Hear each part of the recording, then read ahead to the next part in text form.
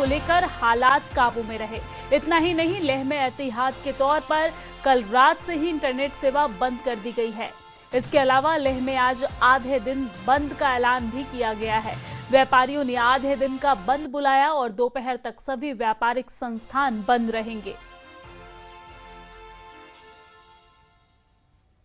तो लेह में शांति मार्च को देखते हुए आज यहां पर धारा 163 लागू कर दी गई है। आपको जानकारी दे दें कि जिस तरीके से 24 सितंबर को घटना घटी थी, जिसमें पुलिस और वहां के स्थानीय लोगों में हिंसक झड़प देखने को मिली थी, इसके बाद स्थिति चिंतापूर्ण बनी हुई थी। हालांकि कुछ समय बाद शांति एक बार फिर से बहाल हो गई थी, लेकिन एक बार फिर से आज apex body, Leh apex body और कारगिल डेमोक्रेटिक अलायंस की तरफ से शांति मार्च का ऐलान किया गया है। हालांकि स्थिति बद से बदतर ना हो, स्थिति पर काबू रहे, इसको लेकर लेह में एक बार फिर से पुलिस प्रशासन की तरफ से धारा 163 लागू कर दी गई है और इसके लिए नोटिफिकेशन जारी कर दिया गया है।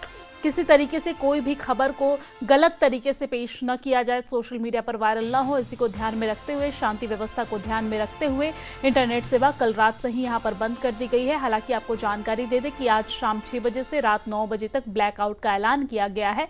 लेह मर्चेंट एसोसिएशन ने बंद बुलाया है। आधे दिन तक बंद का ऐलान किया गया है। दोपहर तक सभी व्यापारिक संस्थान बंद रहेंगे और इसके बाद व्यापारिक संस्थान तो खुलेंगे, लेकिन शाम 6 बजे से रात 9 बजे तक एक बार फिर से ब्लैकआउट का ऐलान किया गया है। स्थिति को देखते हुए धारा 163 यहां पर लागू की गई है। इंटरनेट सेवा बंद किया गया है। लेकिन इन तमाम हलचल के बीच बड़ी अपडेट ये सामने आ रही है कि लगातार एपेक्स बॉडी और डेमोक्रेटिक अलायंस की तरफ से जो मांग की जा रही थी कि पूर्व जज से यहां पर जांच कराई जाए, तो आपको जानकारी दे दें कि गृह मंत्रालय की तरफ से नोटिफिकेशन जारी कर दिया गया है और नोटिफिकेशन जारी करते हुए ये जानकारी साझा की गई है कि अब इस पूरे मामले की प्रशासनिक जांच होगी और यहां पर पूर्व जज की जो बेंच है वो इस पूरे मामले की जांच करेंगे।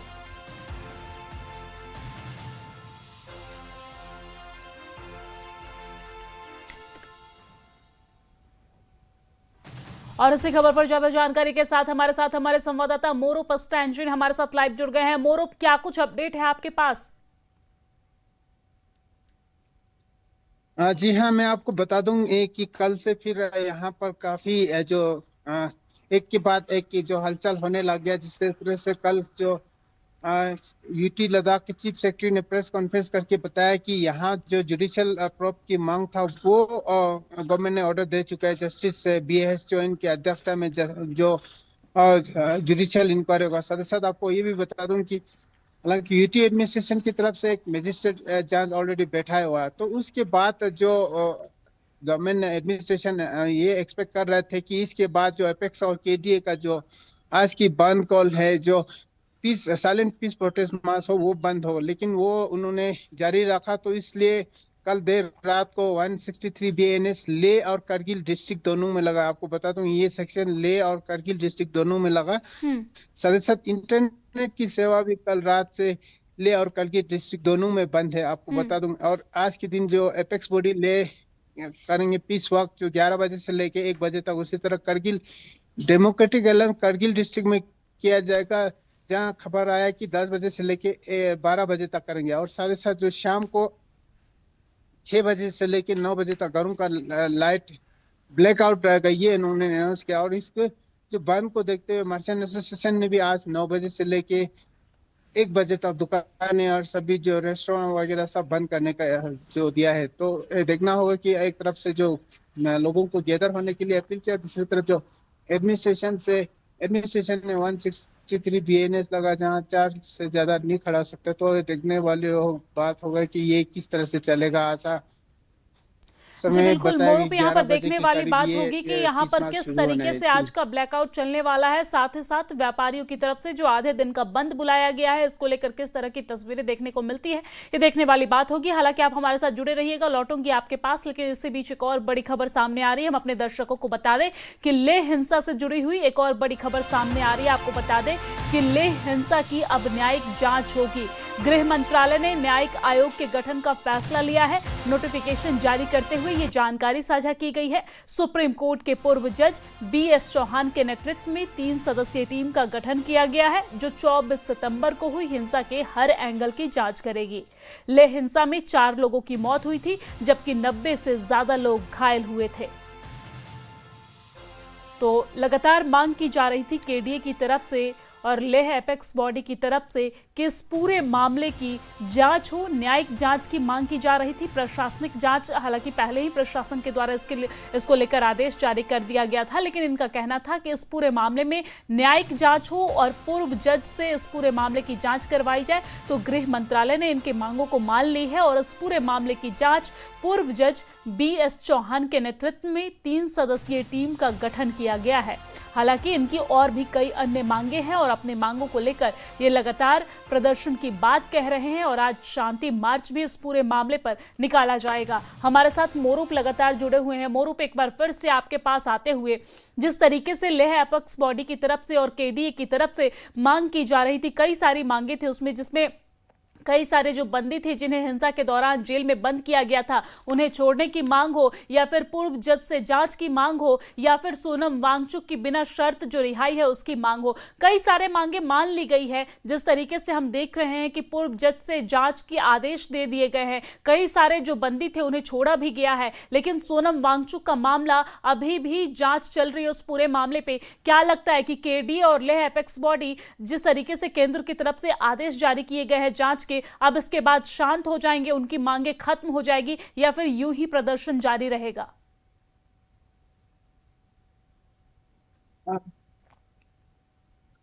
जी, मैं आपको बता दूं, जो कई मांगे थे उसमें से जो मुख्य मांगे हैं, जो जुडिशियल इंक्वायरी, वो हो चुका है। तो अभी और भी काफी सारे मांग उन्होंने रखा है। जिस तरह से जो लोगों को पुलिस की तरफ से पकड़ के वहां जेल में डाला जा रहा है, ये भी एक मांग था। आपको बता दूं, कल चीफ सेक्रेटरी ने ये इन्फॉर्मेशन दिया कि लगभग 72 के करीब लोगों को अरेस्ट किया गया है। इसमें चीफ सेक्रेटरी ने ये भी बताया कि अभी भी जेल में लगभग जुडिशियल कस्टडी में 32 के करीब अभी भी है।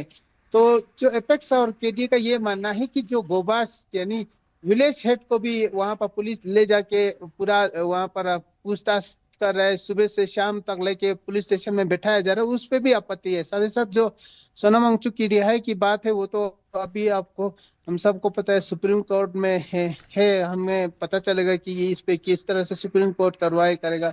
और दूसरी बात, जो लोगों को अननेसेसरी टॉर्चर कर रहा है, ये उनका इल्जाम है एपेक्स बॉडी की तरफ से कि 24 तारीख की हिंसा के बाद काफी यूथ्स को रिटेन किया गया, काफी जो विलेज हेड को रिटेन किया गया, इन सब पे उन्होंने ये मांगे रखे। साथ ही साथ जो 24 तारीख को 4 लोगों की जाने गए, शहीद हुए, तो उनको भी कंपेंसेशन की बात करे। तो इस पे अभी देखने वाली बात होगी कि आज ये सबसे पहली बात तो आज की जो पीस मार्च होगा वो किस तरह से निकालेगी, ये बड़ा चैलेंज रहेगा एडमिनिस्ट्रेशन और साथ ही साथ लोगों को भी, क्योंकि एपेक्स और KDA ने सबको, जो ले और करगिल डिस्ट्रिक्ट दोनों में ये साइलेंट पीस प्रोसेस में रखा। तो ये एडमिनिस्ट्रेशन के लिए भी चैलेंज रहेगा, जो लॉ एंड ऑर्डर को मेंटेन करने के लिए, क्योंकि आपको पता है कि, हम सबको पता है कि 4 से लोग ज्यादा इकट्ठे नहीं हो सकता, लेकिन दूसरी तरफ इन्होंने मास लोगों को, पूरे लोगों को इकट्ठा होने के लिए बात किया। जी जी बिल्कुल, देखने वाली बात होगी। यहाँ पर कई सारे मांगे की गई है। हालांकि कई लोगों को डिटेन किया गया था, उसमें से कई लोगों को छोड़ा भी गया है और उसको लेकर हमने जानकारी भी साझा की थी। बहुत शुक्रिया तमाम जानकारी हम तक पहुंचाने के लिए और लाइव जोड़ने के लिए।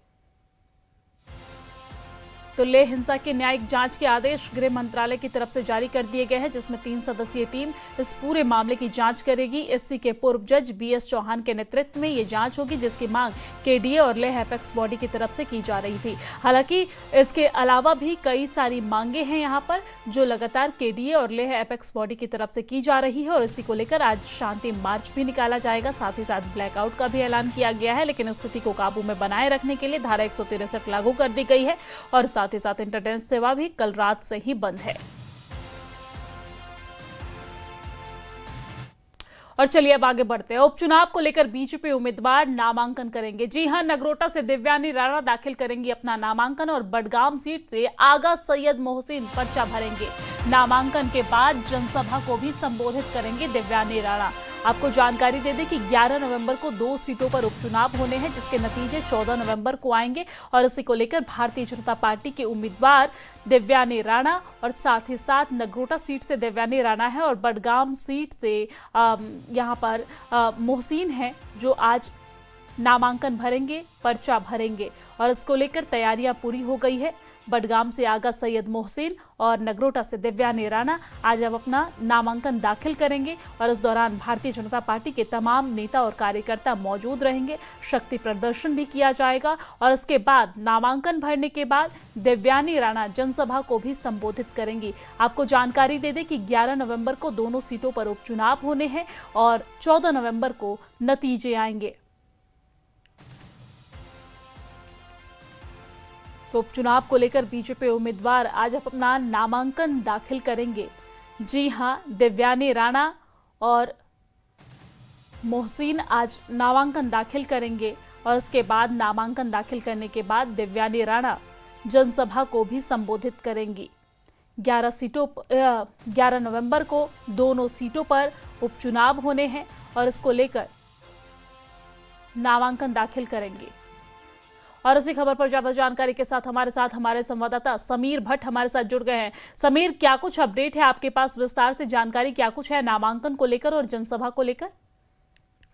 देखिए, मैं आपको बता दूं, देवयानी राणा आज बीजेपी के प्रत्याशी के तौर पर नगरोटा में एक जनसभा से पहले नामांकन दाखिल करेंगी। पहले वो नामांकन दाखिल करेंगी, उसका टाइमिंग जो कहा जा रहा है हमें कि तकरीबन 11:30 के बाद ही है और उसके बाद 12:30 बजे वहीं पे जो नगरोटा का टोल पोस्ट है, पुराना ओल्ड टोल पोस्ट, वहां पे वो एक जनसभा को भी संबोधित करेंगी।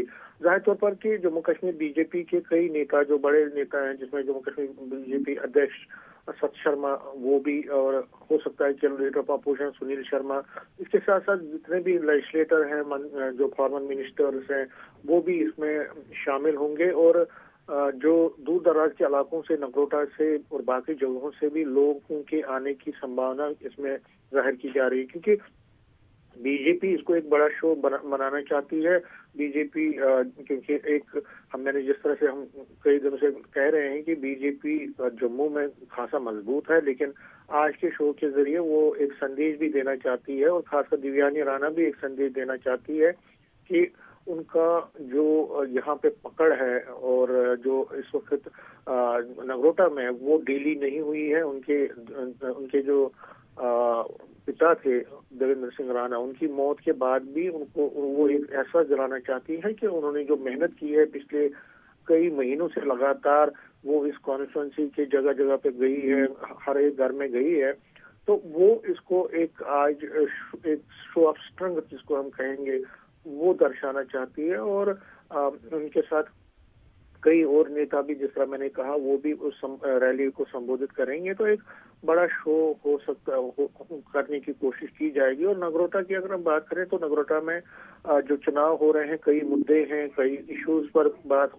है। और जहां कल मैंने कई लोगों से बात की थी तो उन्होंने ये कहा था कि पानी की समस्या बहुत ज्यादा प्रॉब्लम है और जो अभी फ्लड आए थे, रेन्स आए थे, उसमें कई जो किसान है वहां पे उनको नुकसान पहुंचा था। उसके साथ साथ मकान भी बहुत डैमेज हुए हैं। तो इंफ्रास्ट्रक्चर को डेवलप करना, ये देखना पड़ेगा कि अपनी स्पीच में वो कौन कौन से वादे करती है, क्योंकि जाहिर तौर पर अनएम्प्लॉयमेंट सबसे बड़ा इशू है और वो हर जगह पे है, बेरोजगारी है।